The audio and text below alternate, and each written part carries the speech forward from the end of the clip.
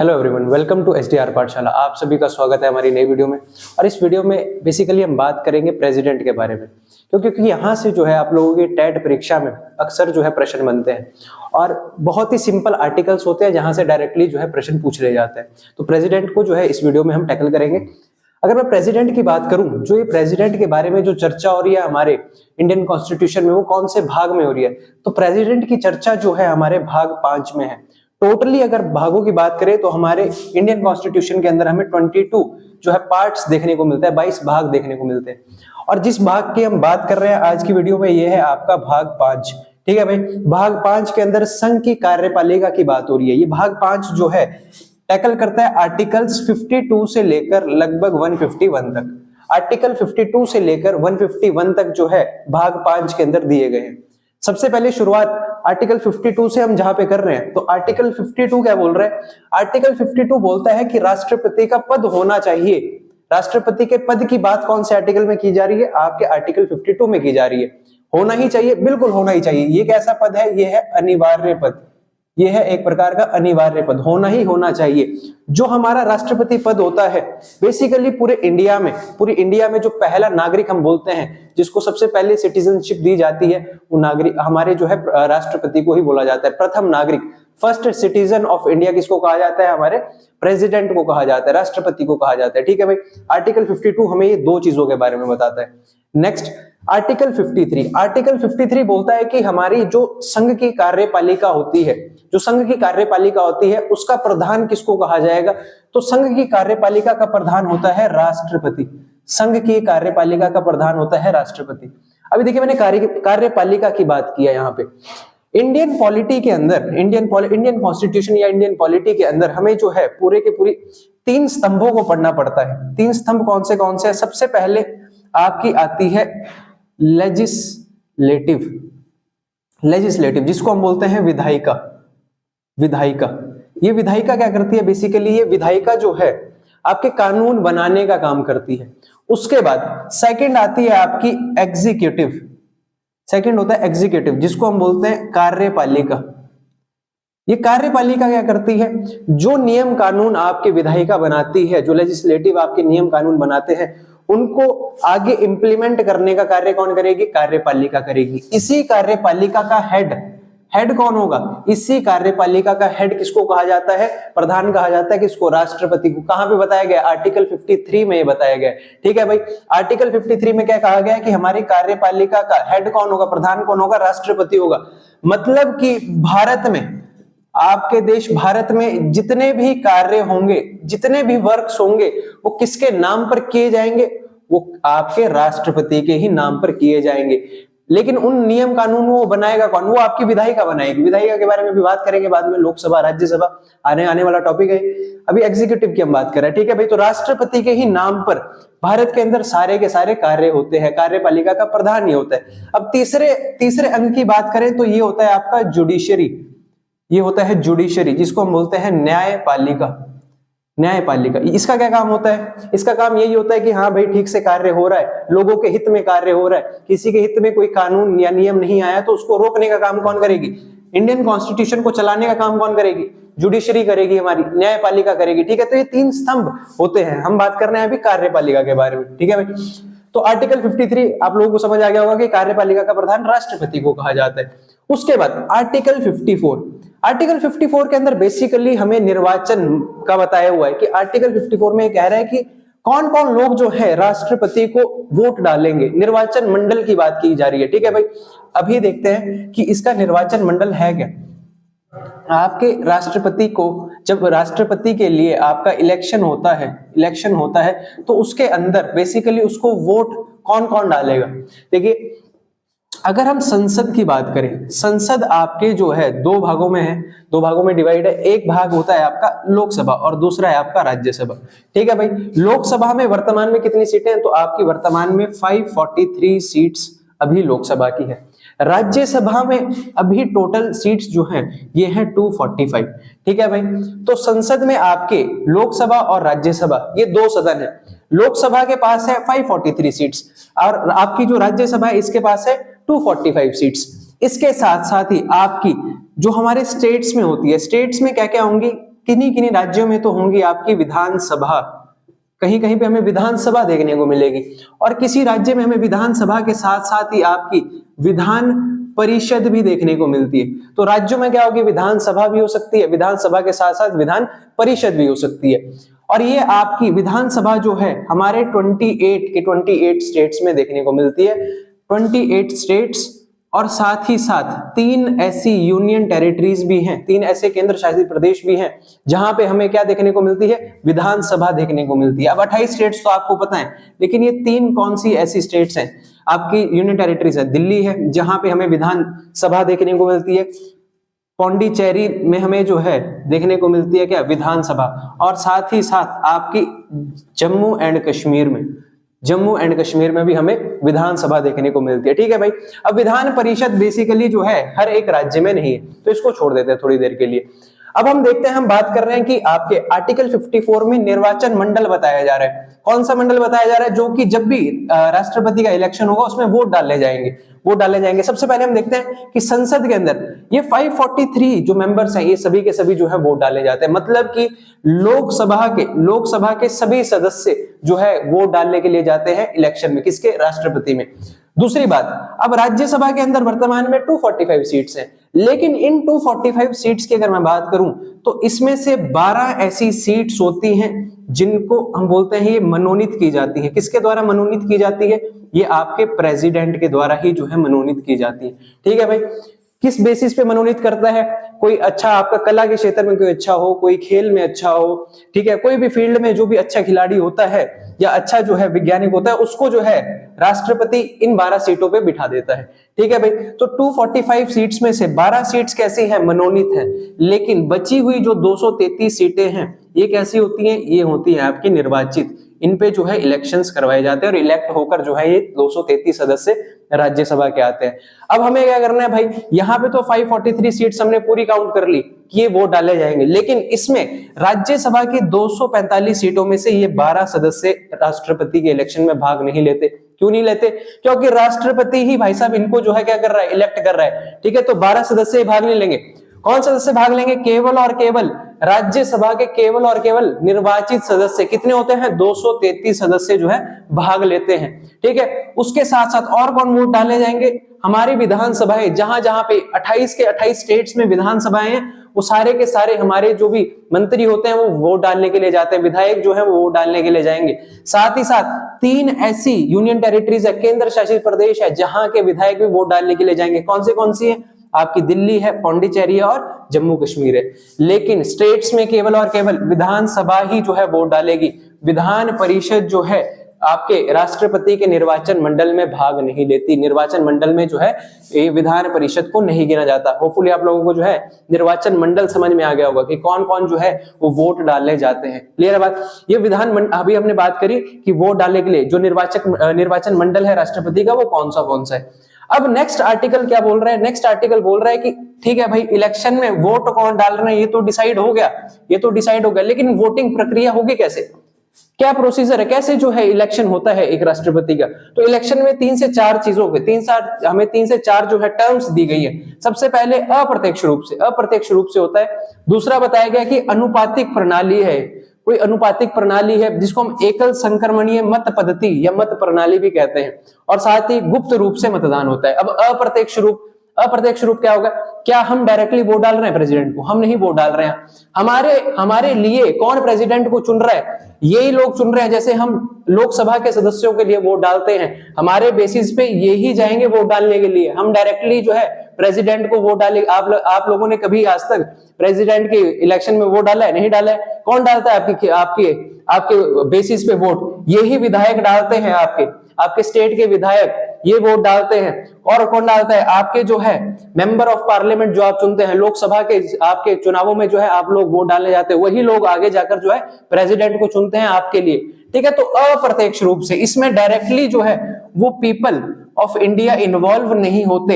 इसमें वही लोग जो है शामिल होंगे जिनको हमने चुना है, और वो हमारे लिए प्रेसिडेंट को चुन रहे हैं। ये बात क्लियर है, ये पहली टर्म क्लियर है। उसके बाद अनुपातिक और एकल संक्रमणीय मत प्रणाली मैं आप लोगों को भी समझाऊंगा। तीसरी आपकी चौथी बात है गुप्त मतदान। ये आप सबको पता है कि ओपनली नहीं होता, एक एक वोटर जो भी वोट डालने जाएगा वो गुप्त रूप से मतदान होगा, ठीक है।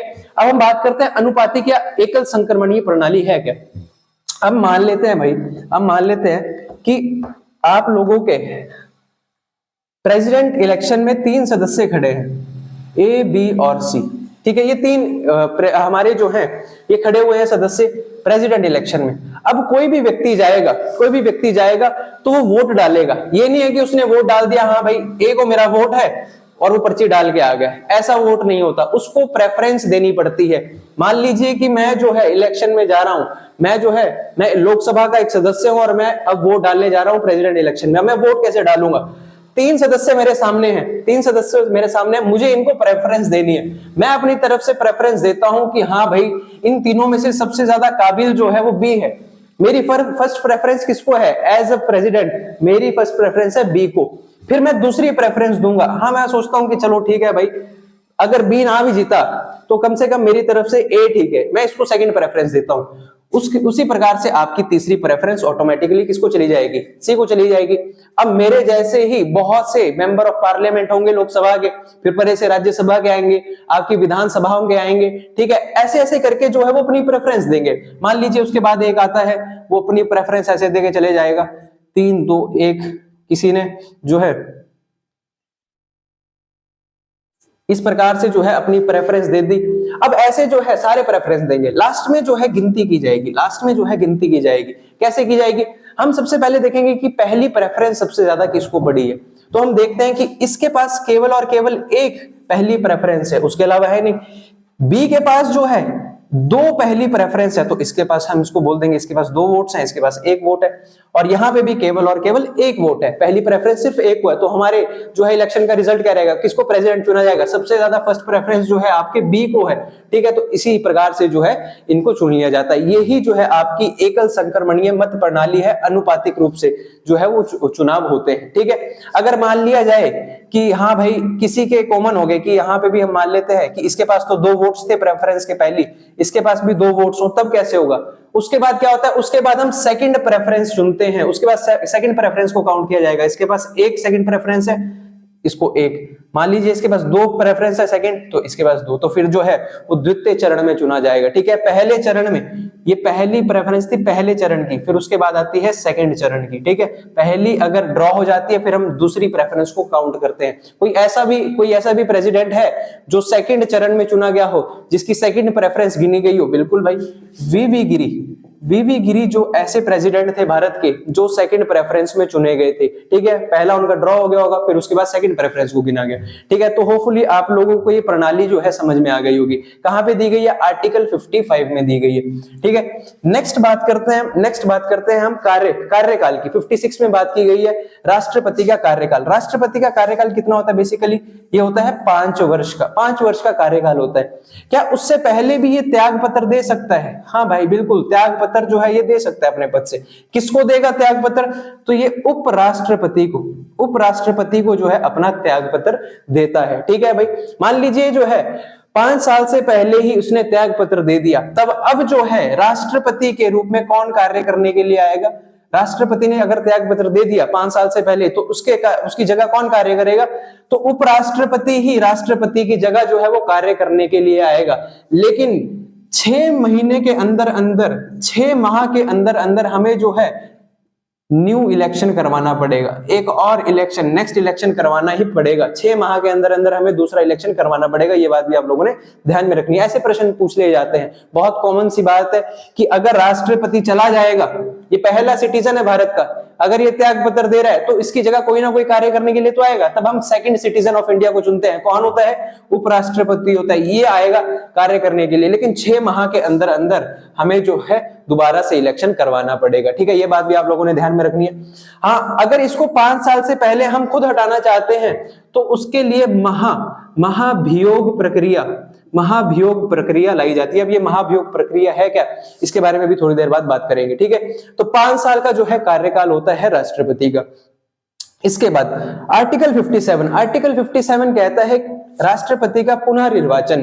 क्या एक ही राष्ट्रपति दोबारा से निर्वाचित हो सकता है? बिल्कुल हो सकता है कि मान लीजिए एक राष्ट्रपति था ए, इसने अपना 5 साल का टर्म पूरा कर लिया, 5 साल का जो है कार्यकाल पूरा कर लिया, तो क्या अगली बार इलेक्ट हो सकता है?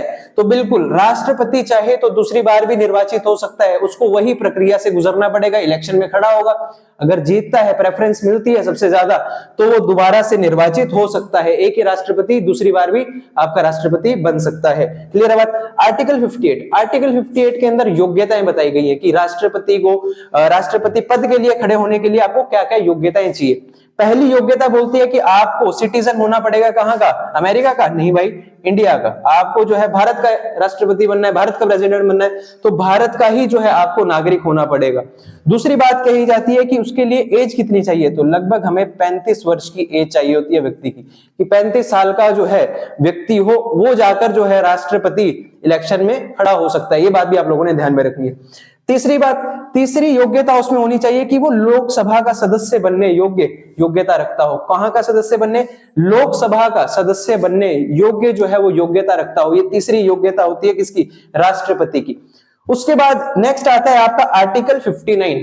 आर्टिकल 59 में क्या बात की गई है? आर्टिकल 59 में कुछ शर्तें बताई गई हैं कि कौन सी शर्तों का जो है पालन करना पड़ेगा, किसको? राष्ट्रपति को। उसके अलावा वेतन की बात की गई है, उसके भत्तों की बात की गई है। ये बात भी आप लोगों ने ध्यान में रखना है। अगर मैं बात करूं शर्तों की, शर्तें क्या क्या है? शर्तें ये रहेंगी कि भाई राष्ट्रपति, जो भी राष्ट्रपति खड़ा हो रहा है, कोई भी आपका सदस्य खड़ा हो रहा है राष्ट्रपति पद के लिए, एक तो वो बेसिकली माइंड से स्टेबल होना चाहिए, अनस्टेबल नहीं होना चाहिए, पागल नहीं होना चाहिए, ठीक है। और साथ ही साथ में वो जो है बैंक करप्ट नहीं होना चाहिए, साथ ही साथ में जो है बैंक करप्ट भी नहीं होना चाहिए, दिवालिया ना हो, दिवालिया नहीं होना चाहिए, ठीक है। उसको जो है उसके अलावा जो है उस व्यक्ति के पास 5 प्रस्तावक होने चाहिए, 5 प्रस्तावक और 50 ही अनुमोदक होने चाहिए।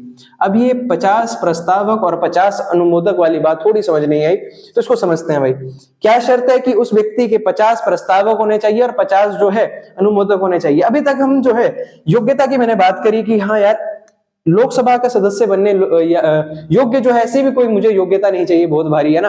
35 वर्ष की एज भी मेरी हो जाएगी आराम से, ठीक है। भारत का सदस्य तो मैं हुई, तो सारे ही जाके क्यों ना इलेक्शन में खड़े हो जाएं राष्ट्रपति के?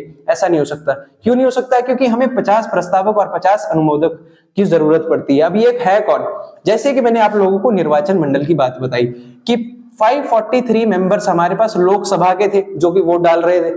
इसके अलावा 233 मेंबर हमारे पास राज्यसभा के थे, 28 प्लस 3 यूनियन टेरिटरीज की विधानसभाएं थी जो कि वोट डाल रही थी।